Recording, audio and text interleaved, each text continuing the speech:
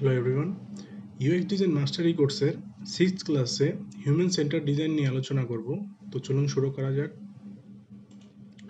What is human centre design? Human centre design হচ্ছে problem solving এবং ইনোভেশনের একটি পদ্ধতি যা ইউজারদের নিডস, বিহেভিয়ার এবং প্রেফারেন্সে বেশি গুরুত্ব দেয় একটি প্রোডাক্ট বা সার্ভিস ডেভেলপ করার জন্য।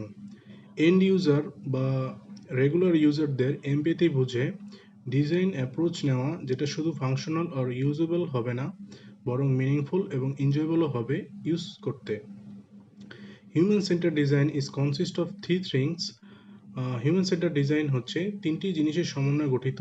প্রথমটি হচ্ছে desirability, people needs, feasibility, technology deliver, viability, business needs. What are the design elements of human centre design? Human centre ডিজাইনে 5টি এলিমেন্ট রয়েছে। প্রথমটি হচ্ছে এমপ্যাথাইজ। হিউম্যান সেন্টার ডিজাইনের মূল ভিত্তি হচ্ছে এমপ্যাথি। ডিজাইনাররা ইউজারের দৃষ্টিকোণ থেকে তাদের নিডস, চ্যালেঞ্জেস এবং মোটিভেশন বুঝতে চেষ্টা করে। ডিফাইন, ইউজারদের প্রবলেমগুলো রিফর্ম করে ইউজারদের কোর নিডস এবং ডিজায়ার অনুযায়ী ডিজাইন ডিসিশন নেয়। আইডিয়েট, ডিফাইন প্রসেসের প্রবলেমগুলো সমাধান করা হচ্ছে আইডিয়েট। প্রোটোটাইপ, ডিজাইনটির ইন্টারেক্টিভ প্রোটোটাইপ করা হচ্ছে prototype process.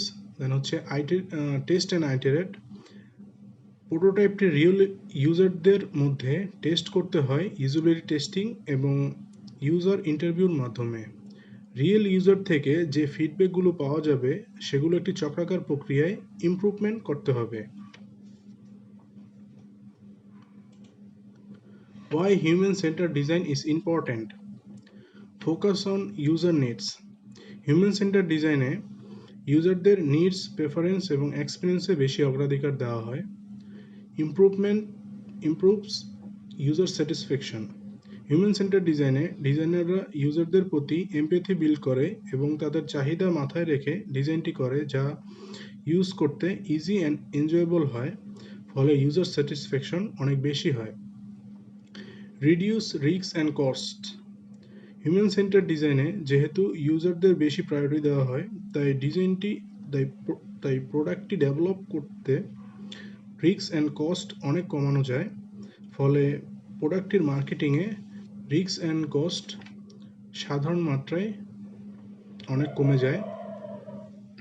Drives innovation. Human centre ডিজাইনে ইউজারের দৃষ্টিকোণ থেকে প্রবলেমগুলো বুঝে তার সলিউশনের জন্য যে প্রোডাক্ট বানানো হয়, সেই প্রোডাক্ট ইউজারদের প্রবলেমগুলো সলভ করতে পারে, তাহলে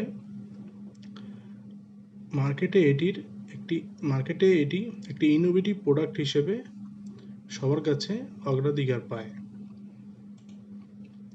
increase adaptation and engagement. Human centre design follow করে যে প্রোডাক্টগুলো বানানো হয় সেটি ইউজাররা সহজে অ্যাডপ্ট করতে পারে, ফলে প্রোডাক্টের সাথে ইউজারের এঙ্গেজমেন্ট বৃদ্ধি পেতে থাকে। Build empathy and understanding. Human centre ডিজাইনে ডিজাইনারদের এনকারেজ করা হয় ইউজারদের জীবন ব্যবস্থাপনা, চ্যালেঞ্জেস এবং মোটিভেশন ইত্যাদি ভালো করে বোঝার জন্য। Encourage collaboration. হিউম্যান সেন্টার ডিজাইনে যে কোনো প্রোডাক্ট বিল্ডিংয়ে কোলাবোরেশনের প্রয়োজন হয়। Enhance brand reputation. User satisfaction priority দেওয়ার কারণে ব্র্যান্ড রেপুটেশন এনহ্যান্স হয় এবং মার্কেট প্লেসে এরা অন্য কম্পিটিটর থেকে নিজেদেরকে আলাদা করতে পারে। What are the process of human centre design? Human centre ডিজাইনের প্রথম প্রসেস হচ্ছে inspiration. For whom we are designing it. আমরা কাদের জন্য এটি ডিজাইন করছি? আমাদের টার্গেট ইউজারগুলোকে বোঝা, তাদের নিডস, বিহেভিয়ার্স এবং মোটিভেশন বুঝে তাদের জন্য ডিজাইনটি করা। দেন হচ্ছে what are their pain points. তাদের মেন সমস্যাগুলো কি সেগুলো আইডেন্টিফাই করে সেগুলোর একটা সলিউশন দেওয়া। How it will affect their life and work. তাদের জীবন এবং কাজের মধ্যে এই সলিউশনটি কী এফেক্ট ফেলবে সেটা আইডেন্টিফাই করা। Develop go to market strategy. Market strategy apply করে এই প্রোডাক্টটি কীভাবে অন্য কম্পিটিটরদের সাথে চ্যালেঞ্জিং পর্যায়ে যাবে সেটার একটা মার্কেট স্ট্র্যাটেজি প্রোডাক্ট বিল্ডিংয়ের আগেই তৈরি করা, যাতে কম্পিটিটরস দেখে নিজেদের প্রোডাক্টকে একটু আলাদা করা যায়। Ideation, implement what we learn from research. আমরা রিসার্চ করে যেই জিনিসগুলো ইউজারের কাছ থেকে জানতে পেরেছি সেগুলোকে ইমপ্লিমেন্ট করা। Identify solution and make usable prototype. ঠিক আছে, যেই প্রবলেমগুলো আমরা রিসার্চ করে পেয়েছি সেই প্রবলেমের সলিউশনগুলো আইডেন্টিফাই করা এবং একটা ইউজেবল প্রোটোটাইপ করা, যেটা ইউজার্স ক্লায়েন্টসদের কাছে টেস্টিং করা যেতে পারে। টেস্ট অ্যান্ড টেক ফিডব্যাক, যেই প্রোটোটাইপটি তৈরি হবে সেই প্রোটোটাইপটি ইউজেবিলিটি টেস্টিং এবং ইউজারদের কাছ থেকে ফিডব্যাক নেওয়ার জন্য ইউজ করা যেতে পারে। কালেক্ট অবজারভেশন, টেস্টিং প্রসেসে ইউজাররা কিভাবে ইন্টারঅ্যাক্ট করতেছে কিংবা ক্লায়েন্টরা কিভাবে ইন্টারঅ্যাক্ট করতেছে সেটা অবজার্ভ করা হচ্ছে কালেক্ট অবজারভেশন। সেখান থেকে ডাটাগুলো আমরা কালেক্ট করে সেটা প্রোডাক্টটাকে আরেকটু ইমপ্রুভমেন্টের জন্য নেক্সট প্রসেস ফলো করব। ইমপ্লিমেন্টেশন, ক্রিয়েট অ্যাকশন প্ল্যান, যেই টেস্টিংয়ের পরে যেই সমস্যাগুলো পাবো সেগুলোর জন্য অ্যাকশন নেওয়ার জন্য আবার প্ল্যানিং করতে হবে। দেন ফিডব্যাক অ্যান্ড আইটারেট, ফিডব্যাকের যেই ফিডব্যাকগুলো পাবো সেই ফিডব্যাক অনুযায়ী আবার design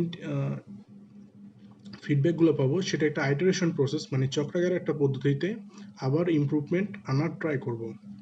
deploy product on market প্লেসে প্রোডাক্টটি ডিপ্লয় করতে হবে যাতে প্রোডাক্টের কী কী সমস্যা এটা ফেস করতে পারি, মানে ডাটা অ্যানালাইসিস করতে পারি যখন ইউজাররা এটি ইন্টারঅ্যাক্ট করবে, ইউজাররা লগ ইন করবে, ইউজাররা বিভিন্ন সার্ভিস পারচেস করবে। ঠিক আছে, এভাবে ইউজারদের কাছ থেকে ডাটাগুলো গ্যাদার করা যাবে, এর মাধ্যমে প্রোডাক্টের এররগুলো বোঝা যাবে। ঠিক আছে, এগুলো অ্যানালাইসিস করা যায় যখন আমরা মার্কেটে প্রোডাক্টটি ডেভেলপ করি।